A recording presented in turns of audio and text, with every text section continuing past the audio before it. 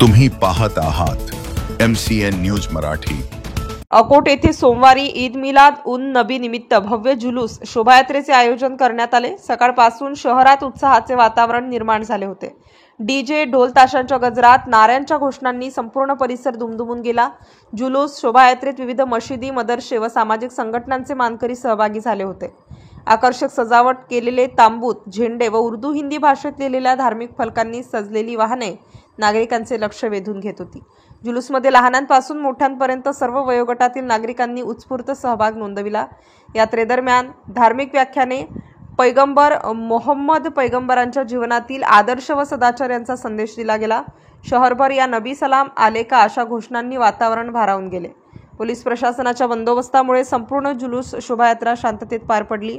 शहरातील प्रमुख चौकांवर स्वागत कमानी उभारण्यात आल्या। नागरिकांनी फुलांची उधळण करून शोभायात्रेचे स्वागत केले। ईद मिलादची शोभायात्रा जुलूस पाहण्यासाठी शहरातील रस्त्यांवर प्रचंड गर्दी झाली होती। विविध धर्मीय नागरिकांनीही या कार्यक्रमाला उपस्थित राहून बंधुभावाचा संदेश दिला। एकंदरीत ईद मिलाद उन नबी निमित्त काढण्यात आलेली ही शोभायात्रा जुलूस सामाजिक ऐक्य, धार्मिक श्रद्धा आणि उत्साह यांचे उत्तम उदाहरण ठरली। यावेळी अप्पर पोलीस अधीक्षक बी चंद्रकांत रेड्डी, उपविभागीय पोलीस अधिकारी निखिल पाटील, शहर पोलीस निरीक्षक अमोल माडवे, ग्रामीणचे पोलीस निरीक्षक किशोर जुनगरे आदी पोलीस अधिकारी, पोलीस जमादार व कॉन्स्टेबल मिरवणुकीवर लक्ष ठेवून होते।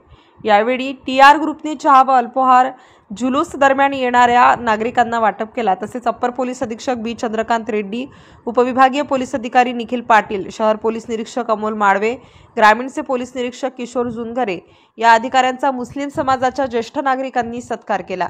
MCN न्यूज मराठीसाठी देवानंद खिरकरसह विशाल आगरे, अकोट।